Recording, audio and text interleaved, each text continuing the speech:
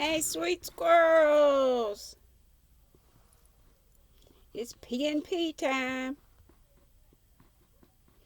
Chapter 21. I pulled an all-nighter last night. I don't know why I didn't get much. I say that, but I was like, still. I don't know why I do that sometimes. I'm like a young and just don't want to go to bed. Chapter 21. I'll tell you that because I'll probably read myself to sleep. Let's see if I can get rid of that bookmark. Come on, come on, come on. I have the hardest time getting rid of bookmarks. Cancel. Oh well. The discussion of Mr. Collins' offer was now nearly at an end, and Elizabeth had only to suffer from the uncomfortable feelings necessarily attending it, and occasionally from some peevish allusions of her mother. As for the gentleman himself, his feelings were chiefly expressed not by embarrassment or dejection, or by trying to avoid her, but by stiffness of manner and resentful silence. He scarcely ever spoke to her in this, and the assiduous attentions which he had been so sensible of himself were transferred for the rest of the day to Miss Lucas, whose civility in listening to him was a sensible relief to them all, and especially to her friend. The morrow produced no abatement of Mrs. Bennet's ill humour or ill health. Mr. Collins was also in the same state of angry pride.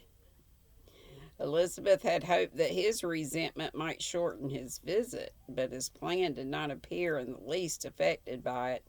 He was always to have gone on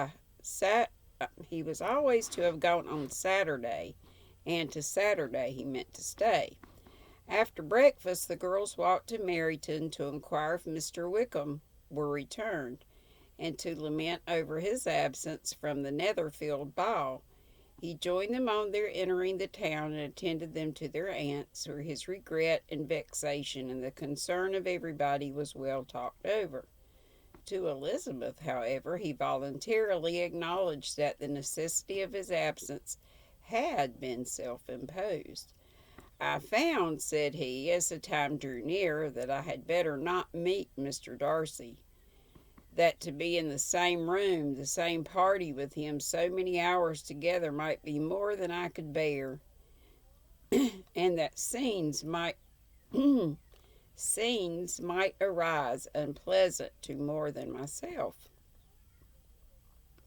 She highly approved his forbearance, and they had leisure for a full discussion of it, and for all the commendation which they civilly bestowed on each other, as Wickham and another officer walked back with them to Longbourn, and during the walk he particularly attended to her. His accompanying them was a double advantage. He felt all the compliment it offered to herself, and it was most acceptable as an occasion of introducing him to her father and mother. Soon after their return, a letter was delivered to Miss Bennet. It came from Netherfield. The envelope contained a sheet of elegant little hot-pressed paper, well covered with a lady's fair flowing hand, and Elizabeth saw her sister's countenance change as she read it, and saw her dwelling intently on some particular passages. Jane recollected herself soon, and putting the letter away, tried to join with her usual cheerfulness in the general conversation, but Elizabeth felt an anxiety on the subject which drew off her attention even from Wickham, and no sooner had he and his companion taken leave than a glance from Jane invited her to follow her upstairs. When they had gained their own room, Jane, taking out the letter, said, "This is from Caroline Bingley. What it contains has surprised me a good deal. The whole party have left Netherfield by this time, and are on their way to town, and without any intention of coming back again. You shall hear what she says." She then read the first sentence aloud, which comprised the information of their having just resolved to follow their brother to town directly, and of their meaning to dine and Grosvenor Street, where Mr. Hurst had a house. The next was in these words: I do not pretend to regret anything I shall leave in Hertfordshire, except your society, my dearest friend. We will hope at some future period to enjoy many returns of that delightful intercourse we have known, and in the meanwhile may lessen the pain of separation by a very frequent and most unreserved correspondence. I depend on you for that. To these high-flown expressions Elizabeth listened with all the insensibility of distrust, and though the suddenness of their removal surprised her, she saw nothing in it really to lament. It was not to be supposed that their absence from Netherfield would prevent Mr. Bingley's being there, and as to the loss of their society, she was persuaded that Jane must cease to regard it in the enjoyment of his. It is unlucky, said she, after a short pause, that you shall not be able to see your friends before they leave the country. But may we hope that the period of future happiness to which Miss Bingley looks forward may arrive earlier than she is aware, and that the delightful intercourse you have known as friends will be renewed with yet greater satisfaction as sisters. Mr. Bingley will not be detained in London by them. Caroline decidedly says that none of the party will return into Hertfordshire this winter. I will read it to you. When my brother left us yesterday, he imagined that the business which took him to London might be concluded in 3 or 4 days, but as we are certain it cannot be so, and at the same time convinced that when Charles goes to town, he will be in no hurry to leave it again, we have determined on following him thither, that he may not be obliged to spend his vacant hours in a comfortless hotel. Many of my acquaintances are already there for the winter. I wish that I could hear that you, my dearest friend, had any intention of making one of the crowd, but of that I despair. I sincerely hope your Christmas in Hertfordshire may abound in gaieties, which that season generally brings, and that your beaux will be so numerous as to prevent your feeling the loss of the 3 whom we shall deprive you. It is evident by this, added Jane, that he comes back no more this winter. It is only evident that Miss Bingley does not mean that he should. Why would you think so? It must be his own doing. He is his own master, but you do not know all. I will read you the passage which particularly hurts me. I have no reserves from you.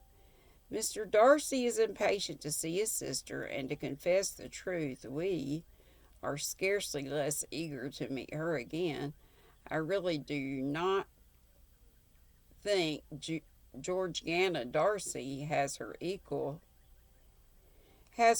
for beauty, elegance, and accomplishments, and the affection she inspires in Louisa and myself is heightened into something still more interesting from the hope we dare entertain of her being hereafter our sister. I do not know whether I ever before mentioned to you my feelings on the subject, but I will not leave the country without confiding them. I trust you will not esteem them unreasonable. My brother admires her greatly already. He will have frequent opportunity now of seeing her on the most intimate footing. Her relations all wish the connection as much as his own, and a sister's partiality is not misleading me. I think when I call Charles most capable of engaging any woman's heart. With all these circumstances to favor an attachment, nothing to prevent it, am I wrong, my dearest Jane, in indulging the hope of an event which will secure the happiness of so many? What do you think of this sentence, my dear Lizzie? Said Jane as she finished it. Is it not clear enough? Does it not expressly declare that Caroline neither expects nor wishes me to be her sister, that she is perfectly convinced of her brother's indifference, and that if she suspects the nature of my feelings for him, she means, most kindly, to put me on my guard? Can there be any other opinion on the subject? Yes, there can, for mine is totally different. Will you hear it? Most willingly. You shall have it in a few words. Miss Bingley sees that her brother is in love with you, and wants him to marry Miss Darcy. She follows him to town in hope of keeping him there, and tries to persuade you that he does not care about you. Jane shook her head. Indeed, Jane, you ought to believe me. No one who has ever seen you together can doubt his affection. Miss Bingley, I am sure, cannot. She is not such a simpleton. Could she have half could she have seen half as much love in Mr. Darcy for herself, she would have ordered her wedding clothes. But the case is this: we are not rich enough or grand enough for them, and she is the more anxious to get Miss Darcy for her brother, from the notion that when there has been one intermarriage, she may have less trouble in achieving a second, in which there is certainly some ingenuity, and I dare say it would succeed if Miss de Bourgh were out of the way. But, my dearest Jane, you cannot seriously imagine that because Miss Bingley tells you her brother greatly admires Miss Darcy, he is in the smallest degree less sensible of your merit than when he took leave of you on Tuesday, or that it will be in her power to persuade him that, instead of being in love with you, he's very much in love with her friend. If we thought alike of Miss Bingley, replied Jane, your representation of all this might make me quite easy. But I know that the foundation is unjust. Caroline is incapable of wilfully deceiving anyone, and all that I can hope in this case is that she is deceiving herself. That is right. You could not have started a more happy idea. Since you will not take comfort in mine, believe her to be deceived by all means. You have now done your duty by her and must fret no longer. But, my dear sister, can I be happy, even supposing the best, in accepting a man whose sisters and friends are all wishing him to marry elsewhere? You must decide for yourself, said Elizabeth, and if upon mature deliberation you find that the misery of disobliging his two sisters is more than equivalent to the happiness of being his wife, I advise you by all means to refuse him. How can you talk so? Said Jane, faintly smiling. You must know that though I should be exceedingly grieved at their disapprobation, I could not hesitate. I did not think you would, and that being the case, I could not consider your situation with much compassion. But if he returns no more this winter, my choice will never be required. 1,000 things may arise in 6 months. The idea of his returning no more, Elizabeth treated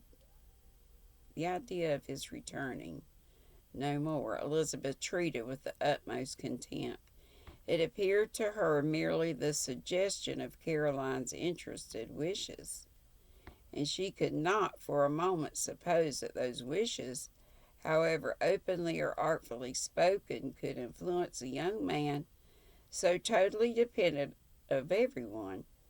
She represented to her sister as forcibly as possible what she felt on the subject, and had soon the pleasure of seeing its happy effect. Jane's temper was not desponding, and she was gradually led to hope, though the diffidence of affection sometimes overcame the hope, that Bingley would return to Netherfield and answer every wish of her heart. They agreed that Mrs. Bennet should only hear of the... Oh, what happened? Oh, no. Oops, lost my place. Big time. Oh my gosh, I'm at chapter 39. How did that happen? Hang on. Oh, no, no, no, no, no. Oh, I went from 21 to 39. I nearly dropped it and put pressure on this. This thing is sensitive. Brother, these things are nice to have, but sometimes just a plain old ordinary book. It's easier to manage. Oh, good grief.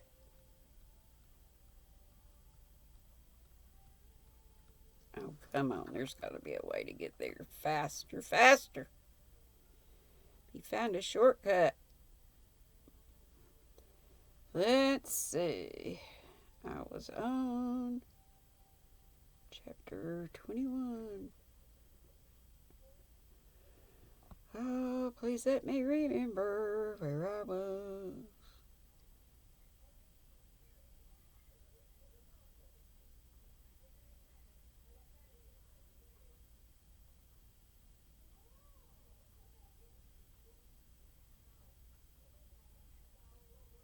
Okay, I think I'm almost done.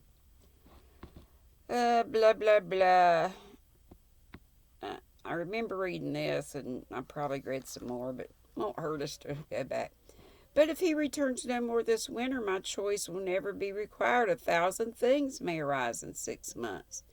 The idea of his returning no more, Elizabeth treated with the utmost contempt. It appeared to her merely the suggestion of Caroline's interested wishes, and she could not for a moment suppose that those wishes, however openly or artfully spoken, could influence a young man so totally independent of everyone. She represented to her sister as forcibly as possible what she felt on the subject, and had soon the pleasure of seeing its happy effect. Jane's temper was not desponding, and she was gradually led to hope, though the diffidence of affection sometimes overcame the hope, that Bingley would return to Netherfield and answer every wish of her heart. They agreed that Mrs. Bennet should only hear of the departure of the family without being alarmed on the score of the gentleman's conduct.